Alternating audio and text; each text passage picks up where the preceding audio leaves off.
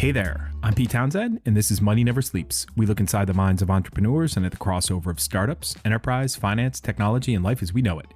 On the show this week, we've got Javier Tamashiro, co-founder and CEO of Ospree, one of the 12 founding teams forming the Techstars Web3 Accelerator class of 2023.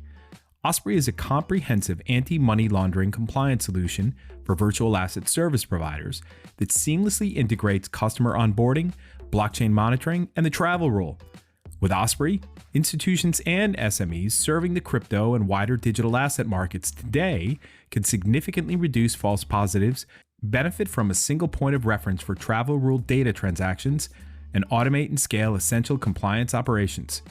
Before founding Ospree with Ann Winston and Jukka Pellonen in 2019, Javier's tour of duty in TradFi included stops at S&P Global Market Intelligence, Standard Chartered Bank, and Credit Suisse. All of this in business intelligence and regtech type roles, and he has been actively involved in blockchain projects since 2014.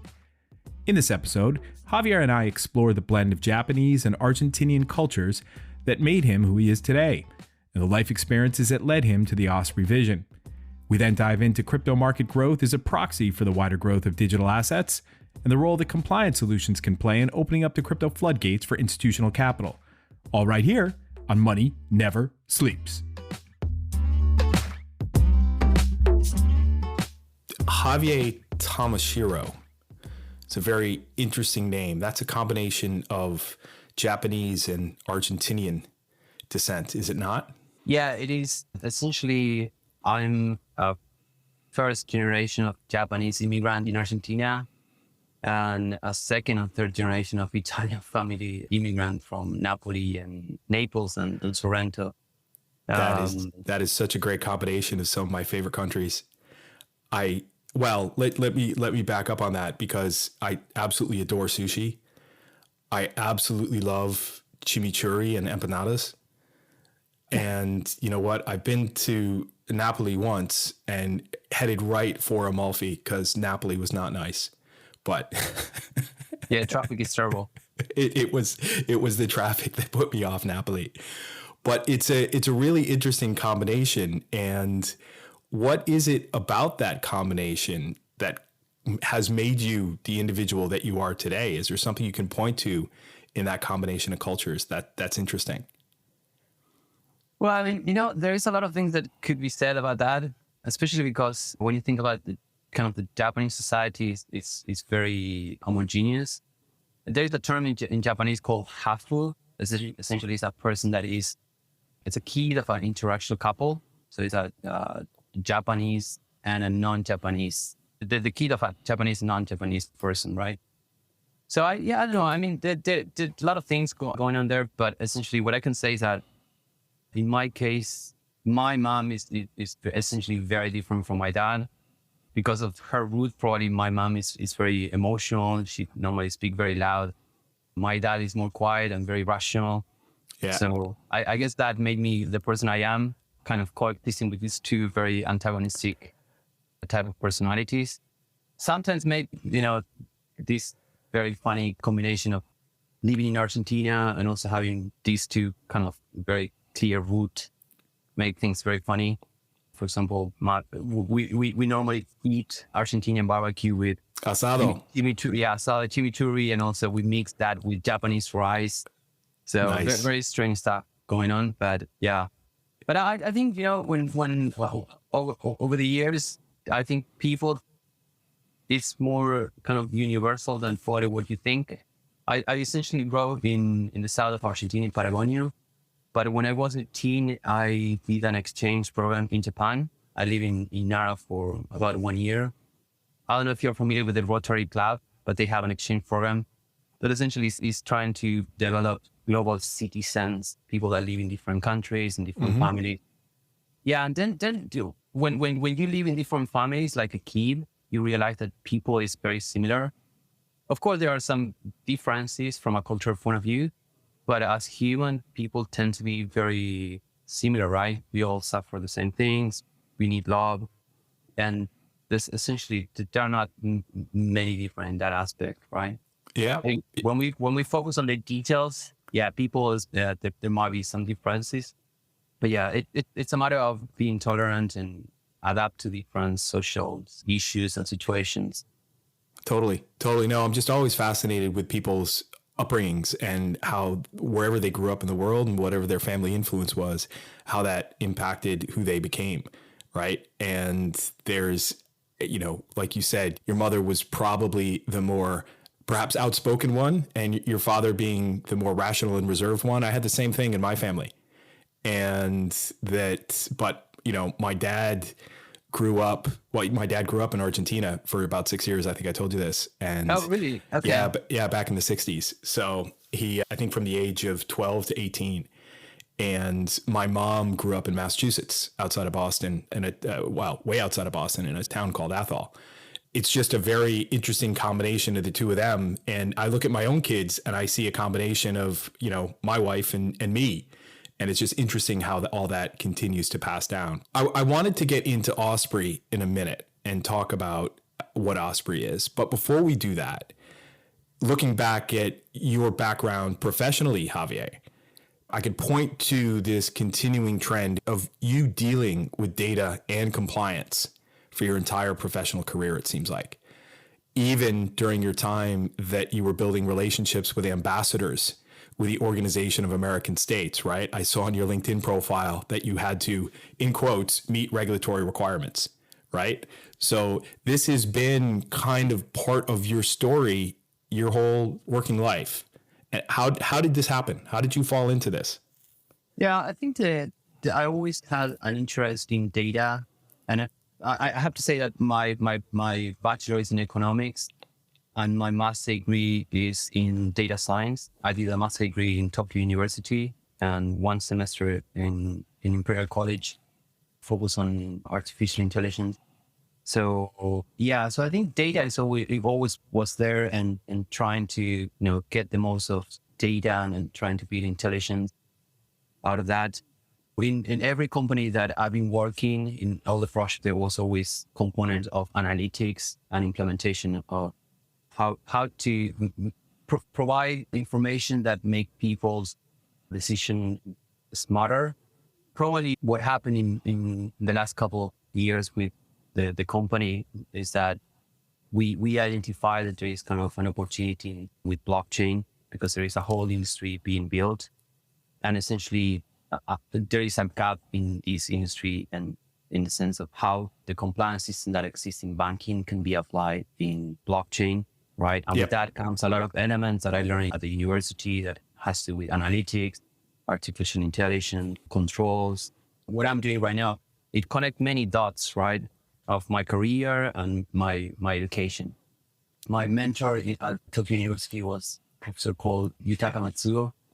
Probably is one of the most prominent people in artificial intelligence in Japan. I learned a lot of things. He kind of build this idea that we can build companies. And if I have to say when Ospree started, I think I would say that it started in Japan in that lab. So I started thinking, I can do a company, right? So these people in this lab are making video games, they are building applications. So I thought, maybe I should do the same, right? So from that point, as soon as I had the opportunity, I started doing some projects, right? Yeah. Okay, I got it. No, it makes a lot of sense in hearing you talk about this, that the bachelor's degree in economics, the master's in engineering and technology and AI, in data, in driving into that, in working through the first few roles of your career, and then opening up kind of this landscape for you to say, well, okay, you've got an idea, and that mixed with that idea or blended in with that idea is this deep firsthand experience of the problem that you're solving, right? On the data side and in the compliance side as well. Like you said, what was that foundation? Set the scene for me in terms of how you and Yuka and Anne got together to start building Ospree. Right. So we all met in Singapore. Singapore had probably the first law on crypto of the world. But essentially, we got this amazing place from where we were able to test our initial ideas. Actually, I'm going to confess something. So before we built the first product, we started kind of selling reports in PDF reports. So it took us like a couple of weeks. So we make a few reports and then we talk to people. Hey, we can do this report for you. So you don't need to, let's say you're onboarding clients and then you can screen wallets and try to identify situation of risk. We can do that report for you, right? So we were selling PDF, essentially, reports.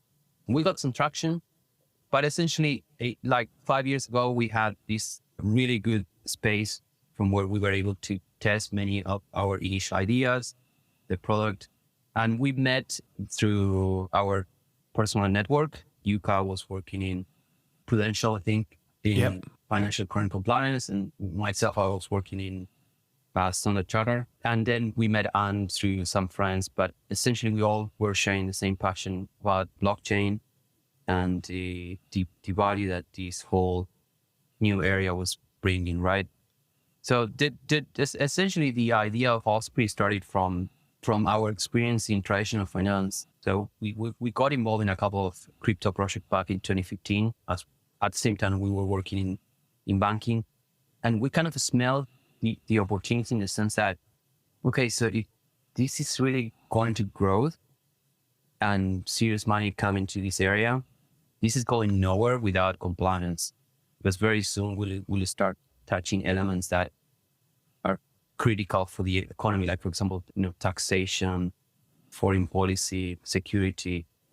Maybe we can go deeper into that, but essentially the whole idea of compliance, maybe the terms doesn't sound super sexy, but it's at the core of whatever industry we are building in Web3, right?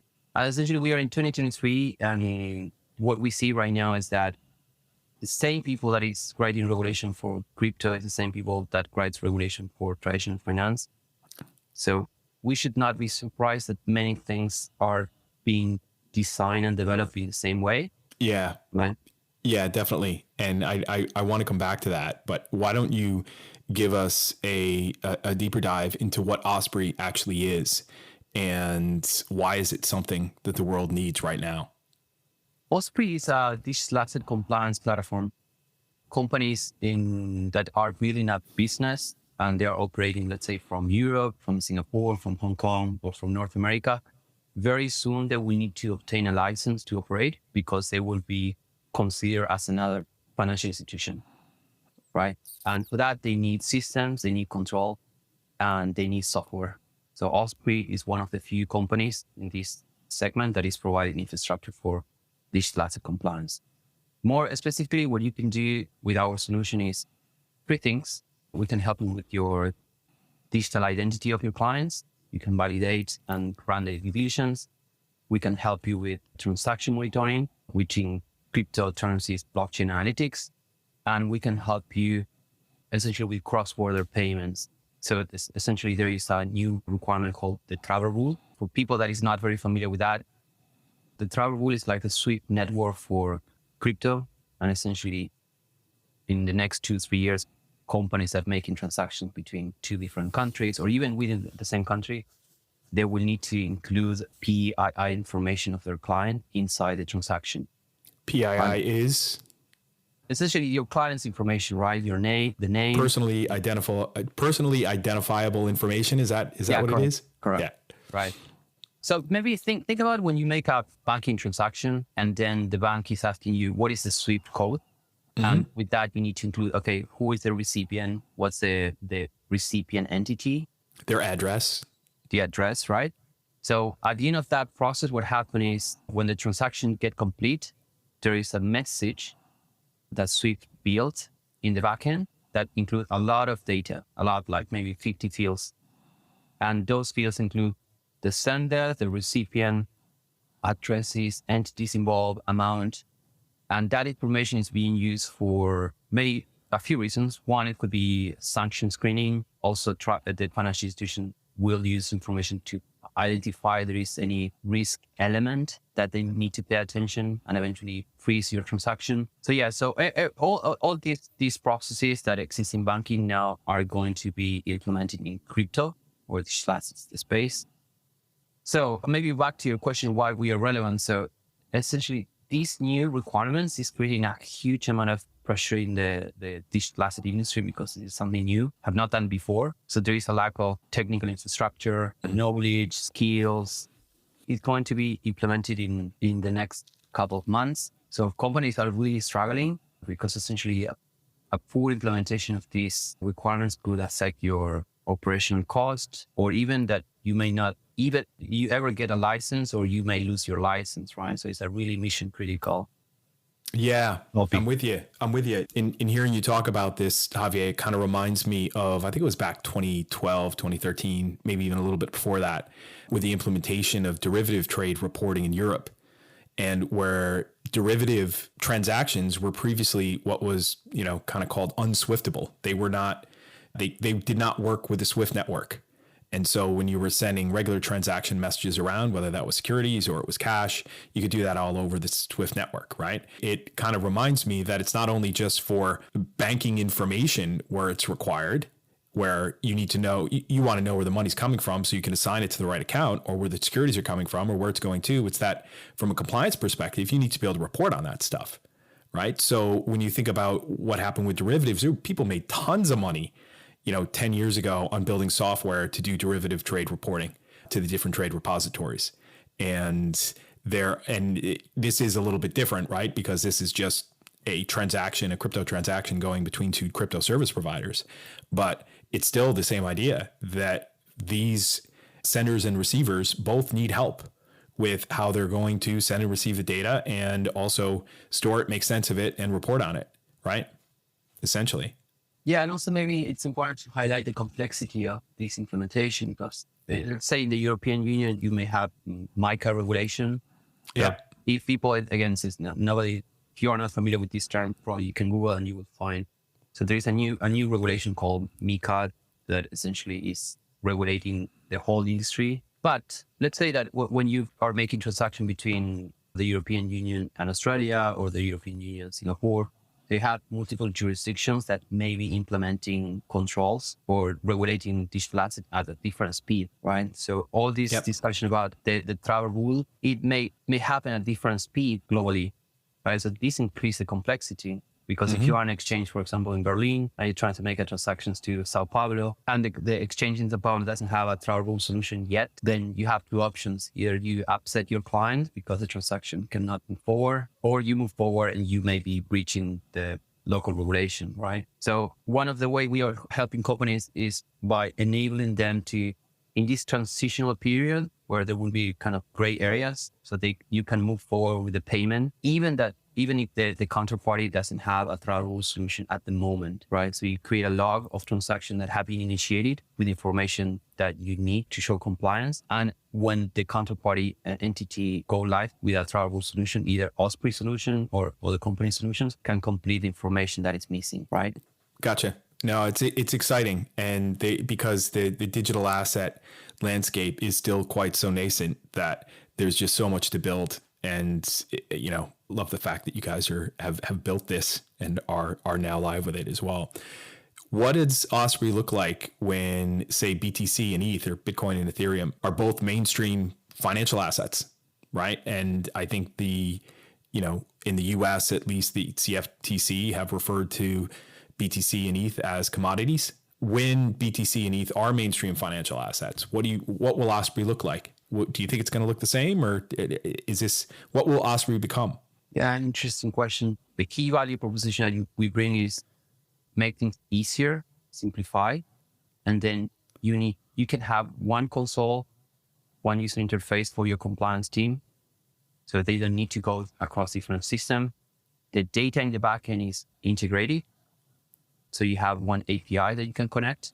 And from a commercial point of view, you can have one single contract. But of course, that now, depending on the size of your company, having the all-in-one solution may or may not be relevant. When we talk to tier one banks, the pitch is slightly different from when we talk to SMEs. So maybe talking a little bit about tier one banks, what we see is that as the industry evolved into a much larger volumes, let's say you are a company that is processing millions of transactions of digital asset payments per day, very soon there will be a need of a compliance system that is able to process that amount of payments with a very small number of false positive alerts, right?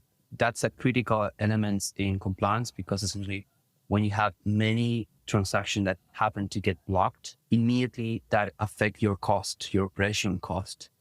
So if we don't have a smart system in digitalized compliance, essentially it makes possible that no tier one banks can process and scale these payments, right? So for that, you need a smart system that are able to distinguish what is a high risk transaction from a low risk transaction. For that, we need better data and integrated system. So all these elements matters. So essentially, the big financial institutions, as they grow in the volume of transactions they process per time unit, will need to get smarter, right? And smarter means that you can make better decisions and you can minimize the number of errors of the system. That essentially is the value proposition when we talk to big institutions. When we talk to SMEs, what we sell is essentially the integrated platform, the all-in-one, right? What I just said, one console, one API, one contract, right? Yeah. They're going to need the whole thing. And, with the bigger ones, it's obviously land and expand not only what you're able to do for them right now based upon your current product roadmap, but what you will be building down the road as the regulatory landscape evolves from one jurisdiction to the next, right? So exactly, on that point, Javier, in our first week in Dublin, that you heard me say that each one of the companies we invested in with this Techstars Web3 class, right, that each company fit our investment thesis in some way, shape, or form, really in their own unique way. And that I'd tell your story, I'd tell you all that story at some stage. And I think you asked me specifically, you're like, Pete, what was that? What was that point, right? And though, above all else, we like you and Anne and Yucca as a founding team. But beyond it, we saw Ospree as something that could unlock the trillions of dollars of institutional capital sitting on the sidelines right now of crypto. But I think there's also another thing there, which is a spot Bitcoin and spot Ethereum ETF. But the SEC in the US are showing no signs of abating on that. And while a couple of years ago, I think it could have been a quicker timeline, I think with the regulatory rhetoric going on in the US right now, it's going to be a little while.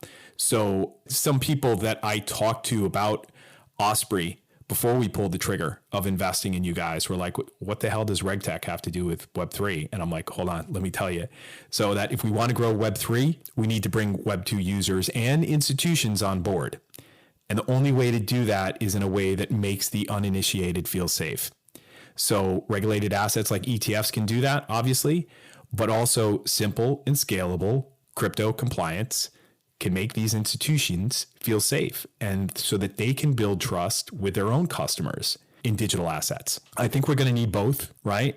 I think we're going to see this great unlock of institutional capital coming in through ETFs. I think that's only going to be a 5 to 7 year journey, though, because what's going to happen is that big bump of institutional capital coming in will afford the development of even better UX that will point out to these institutions that they don't actually need an ETF to hold crypto, to hold digital assets. They can just do it themselves.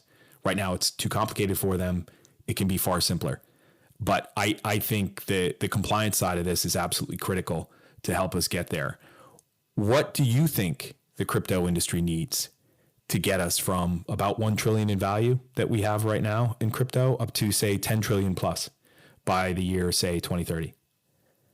Yeah, okay. And so maybe let me go back to one of my previous points. When we started this company and we pitch companies in this space, there was this kind of idea, especially coming from CEOs, that blockchain will beat the financial industry, banks will disappear, and everything's going to be conquered by blockchain. So again, we are in 2023 and nothing like that happened. And there is, after what happened last year with FTX, there is a growing consensus that regulations and compliance is going to help to go somewhere, right? So essentially part of our pitch is that we are kind of the enablers of the industry. We are building bridge between a tiny niche industry into a massive industry. I think you said $3 trillion. Yeah. It's 1 trillion. 1 trillion. It was a peak of 3. Now it's 1. And I would like to see it go to 10. I think that would be the next plateau for a little while. Right. So I think that the idea is super simple. I mean, there is not much complexity. Is that you don't get into that game if you don't have clear rules. As simple as that. So essentially what compliance can bring to the table is help institutional players or wealthy people that feel interested about Web3 and blockchain. We are essentially building the trust, right? And I just give you an example that it probably is very visual, but 5 years ago, if you were a crypto company building anything, like let's say an ICO or payment or tokenization, and you tried to open a bank account, it wasn't possible, right? Because you are immediately, when you said blockchain, you had many red flags, and that created a lot of friction and problems, right? Essentially, what we think it's the direct and compliance can be is this common ground, this common language that traditional finance and digital asset can understand each other, right? So let's unlock the whole financial industry with this new industry, and also let's bring all the wealth that exists in traditional finance into this space, right? We should not fight that. We should bring digital asset to the center of the system. We are essentially building new financial instruments. So when that happens, automatically this is connected to key elements of the economy like taxation, foreign policy, security, justice. So how possibly we can truly build something big if we don't have that as part of the equation? There is not a massive industry without compliance. This will bring a lot of challenges. So essentially we are here to facilitate and enabling companies not to fail or make things essentially better and faster. And so this is essentially what makes us feel super excited about what we are building, right? Yeah, absolutely. No, and I think I shared with you before, Javier, that one of the parts of my journey with blockchain that started back in 2015 was around getting very excited about the financial markets and a brand new infrastructure for financial markets. And then after a couple of years of tracking this and following this and talking to institutions about it, that it became clear that if we wanted to move traditional financial instruments to become tokenized assets, that there was going to be a large change management, a large technology project, a large digital transformation project that needed to be undertaken by a number of financial institutions all at the same time. And that is something that takes a lot of political capital at the top of organizations to do. And it's very, very difficult, just like any other technology change project. There's a long journey with that, right? But so I kind of came back to the instance of, well, this is a brand new financial asset in the palm of people's hands on their phones. They're going to use it or they're not going to use it. And as more and more interest grows in this, the institutions are just going to have to adapt to it. And that over time, I still believe that traditional financial assets will become tokenized. It's just that there will be this kind of intersection point that happens between the everyday use of digital assets around the world with this tipping point at the institutional level of more assets being in the digital form than being in the analog form. I think we will hit that.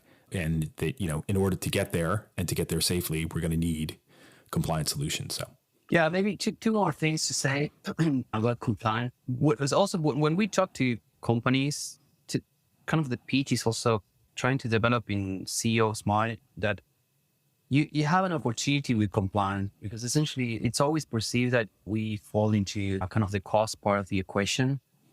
But thinking the other way, so you essentially have the chance to build trust with your investors, with your clients, your partners, that your business is going to be sustainable over time. You're not going to be fined. You're going to get the license, and your transaction are going to go through, right? At this stage, you should think compliance in a different way, right?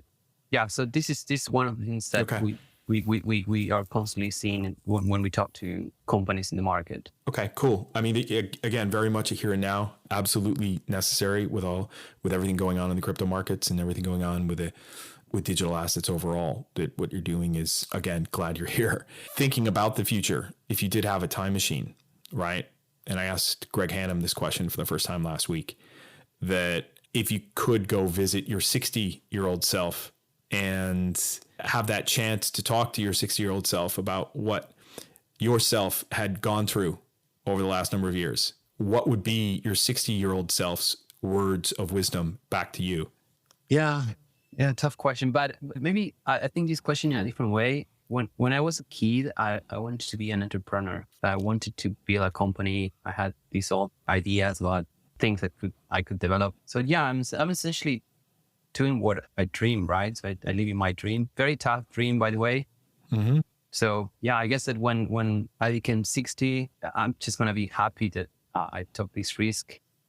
And at the end of the day, it's just something kind of philosophical. But when you do what you want, in a way, you're kind of building a better version of yourself with all the complexity that means, right? But I'm doing what I want, right? So I guess that when I get older, I won't see that I was missing any opportunity. This is what I want to do, right? So being here and talking to you is what I want to be. Yeah. No, and I'd say that words of wisdom then would be back to today's Javier Tamashiro from your 6-year-old self would be, Javier, keep taking risks, right? Yeah. I everyone's got a different risk appetite. That's one of the big things I've learned in being in this space for the last 7 years, and just realizing that and respecting it, and having friends that have stayed within financial institutions. They continue to do that because their risk appetite is different, right? And so it's all about how much of that risk you can bear with building what you want to build. Well, but then also you can think about what the definition of risk.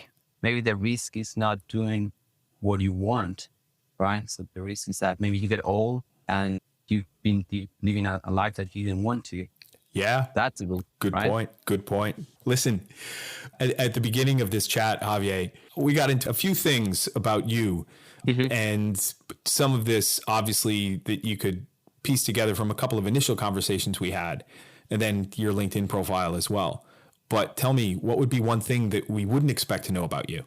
Yeah, I mean, probably this is connected to this idea of compliance. Something I've seen is that when you work in compliance, maybe people is expecting that you have a very compliance mentality that you always want to follow the rules. There is a lot of misunderstanding there. I think that if you are an entrepreneur, you're working in compliance, you are essentially building a system. In my case, I feel like I'm really like a doer. I love to do things. So yeah, probably people may think that because we are in the compliance space, like I just want to follow the rules, and that's my expectation with anyone that I'm talking and trying to institutionalize people and bring the system to the whole industry. Maybe something we didn't talk, but it's also something we need to discuss, and we have our own opinion. How much compliance and regulations could eventually kill innovation, right? So maybe we don't need to talk about this, but this is something that we have our own opinion, but it's certainly something that it's important. So we need to have common rules and things that help us go global and scale the whole industry. But innovation should be at the center of the discussion as well, right? Because the only thing that we are doing is just repeating the same without no new ideas at the center of the discussion, things get very boring, right? I mean, I think something will come after it. I mean, you look at the financial markets, you had traditional stocks and bonds, and, the development of, in the 70s, electronic trading, right? And then into the 70s and 80s, you had derivatives starting to make some waves. And then that carried through the 90s, and then some more financial engineering in the early 2000s with things like credit default swaps. And those became mainstream. And then right around the time we started having hedge fund regulation in 2009, 2010, well, a little thing called Bitcoin came out of the woodwork, right, in 2009. So, and that's now been a journey. And I think each step being, and the ideas for crypto go back way before 2009. And we could spend a whole episode going down that rabbit hole. With crypto specifically, there is a context of that is an everyday asset used for commerce at individual and at business level in ahead of us, right? I'll leave it at that. There's also a way for an individual to just completely live their life with crypto, and to do that without a bank, do that through a self-custody manner, and that, in the same way that people live on cash today. So I think it's a very interesting asset. I think there will be tons more derivatives that come out of this. You are very right in that we cannot let the need for, I don't want to call it compliance, don't want to call it safety, don't want to call it regulation, the need for individuals to be protected. You don't want that to stifle innovation, right? I'm with you on that. What is the best way for people to get in touch with you, Javier, and learn more about Ospree? Well, so people can connect with us. They can visit the website, ospree.io. I'm very responsive in LinkedIn. You just need to search my name, Javier Tamashiro, or you can send me an email, javier.tamashiro@ospree.io. I'm also have a Twitter account. You can search me. Yeah, I'm happy to talk to anyone that is interested in what we are doing. I would hope so. Very good. Very good. And I know that. All right. Well, listen, Javier, thank you so much for coming onto the show. It's been a great chat. And I know I'll be talking to you again later on. Thank you, Pete. Thanks for having me. Great. Thanks. That does it for this week, folks. Thanks to Javier for opening up his mind to help us figure out why he does what he does. And you can learn more about Javier and Ospree in the show notes on our website, moneyneversleeps.ie. If you like what you heard, please leave us a rating and a review on Apple Podcasts or Spotify, as it helps others to find the show. Thanks to Conan Brophy from Create Sound for mixing and editing this episode. Conan is an excellent media man to get in touch with when you're thinking about launching your own podcast. As for me, I'm an early stage startup investor focused on where fintech meets crypto and crypto meets Web3, and I lead the Techstars Web3 Accelerator. There are plenty of links in the show notes on moneyneversleeps.ie on how to get in touch, so don't hesitate to reach out. Finally, till next time, thanks for listening. See ya! Money never sleeps.